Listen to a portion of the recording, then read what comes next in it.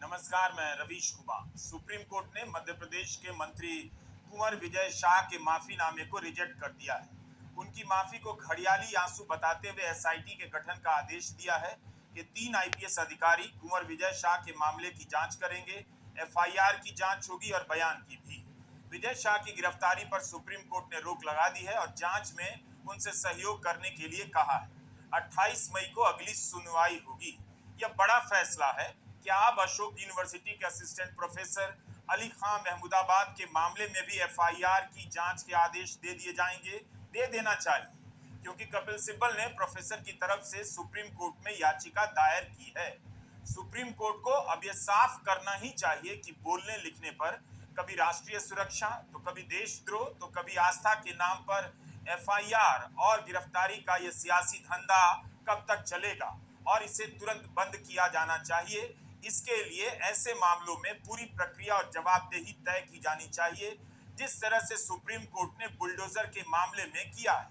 जब से प्रोफेसर अली खान की गिरफ्तारी हुई है, तभी से मध्य प्रदेश के मंत्री कुंवर विजय शाह के मामले से इसकी तुलना की जा रही है। कार्रवाई के मामले में दोनों के बीच भले तुलना हो सकती है कि एक की गिरफ्तारी नहीं हुई, बीजेपी बचाव करने लग गई, और एक को हरियाणा महिला आयोग और बीजेपी के कार्यकर्ता की शिकायत के आधार पर तुरंत गिरफ्तार कर लिया गया।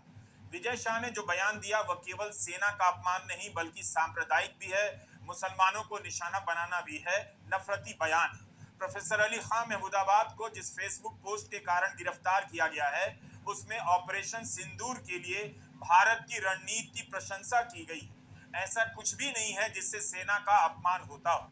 इसलिए आधार के मामले में दोनों की तुलना नहीं हो सकती। बस गिरफ्तारी के मामले में आप कर सकते हैं कि एक को हर तरह से बचाया जा रहा है और एक को कैसे सुबह सुबह दर्जन भर पुलिस भेजकर उठा लिया जा रहा है। सोनीपत के अशोक यूनिवर्सिटी के असिस्टेंट प्रोफेसर अली खान महमूदाबाद की गिरफ्तारी का सवाल अब प्रधानमंत्री मोदी और बीजेपी के कुछ समर्थकों के घर भी पहुंच गया है। यही कि अगर उनकी बात से कोई असहमत है, उन्होंने कुछ खराब भी कहा है, तब भी उन्हें गिरफ्तार नहीं किया जाना चाहिए। वैसे उन्होंने, अली खान ने कुछ भी गलत नहीं कहा है। आप भी उनके फेसबुक पोस्ट को पढ़ सकते हैं। सुप्रीम कोर्ट में प्रोफेसर खान के मामले की सुनवाई 20 या 21 मई को हो सकती है। तारीख अभी नहीं बताई गई है। कांग्रेस ने मंत्री को हटाने की मांग की, लेकिन हटाया नहीं गया, ना उनकी गिरफ्तारी हुई। विजय शाह के बचाव में बीजेपी के नेता सफाई दे रहे हैं, जुबान फिसल गई। 19 मई के दिन सुप्रीम कोर्ट में जस्टिस ए सूर्यकांत और जस्टिस एन कोटेश्वर सिंह की बेंच सुनवाई कर रही थी।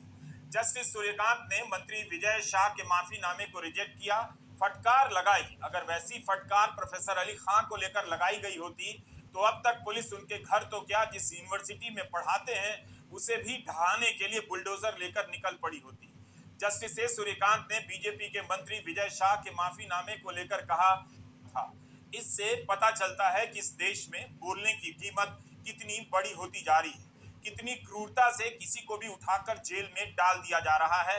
जिस तरह से बोलने लिखने पर एफआईआर हो रही है, संगीन धाराएं लगाई जा रही हैं, उसे देखते हुए अब यही कहना बाकी रह गया है कि बोलने पर नहीं, अब भारत में मुंह खोलने पर एफआईआर कर दी जाएगी। शहर में मुनादी होने लग जाए कि अब भारत में मुंह खोलना अपराध हो गया है। मुंह चाहिए था कि उस फेसबुक पोस्ट में क्या ऐसा गलत लिखा था जिससे भारत की अखंडता प्रभावित हो गई। हम इस वीडियो में बात करेंगे कि प्रोफेसर अली खान के मामले में किस तरह से रिपोर्टिंग हुई है। प्रोफेसर अली खान के खिलाफ 2 एफआईआर हैं, एक महिला आयोग की तरफ से और एक सरपंच योगेश जठेड़ी ने कराई है, जो भाजपा युवा मोर्चा के सदस्य बताए जाते हैं। क्या बीजेपी के तमाम मंत्री इतनी अंग्रेजी नहीं पढ़ सकते कि बता दें कि ऐसा कुछ भी नहीं लिखा प्रोफेसर अली खान ने?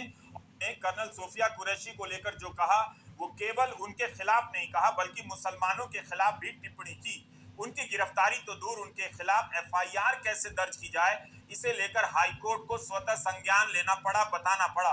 पुलिस ने जब कहा कि जांच का विषय है, तब हाईकोर्ट के न्यायमूर्ति अतुल श्रीधरन और अनुराधा शुक्ला की युगल पीठ ने कहा कि यह तो भाषण है, इसमें क्या जांच करनी है। हाईकोर्ट ने इस बात के लिए भी मध्य प्रदेश की पुलिस को फटकार लगाई कि कोर्ट के कहने के बाद भी पुलिस ने गंभीर धाराएं नहीं लगाई।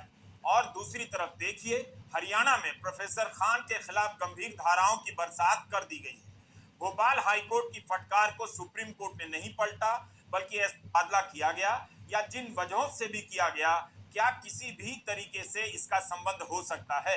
कपिल सिब्बल की याचिका सुप्रीम कोर्ट में स्वीकार हो गई है, सुनवाई होगी, लेकिन कमिश्नर का प्रश्न कोर्ट के सामने आएगा या नहीं, हम दावा नहीं कर सकते।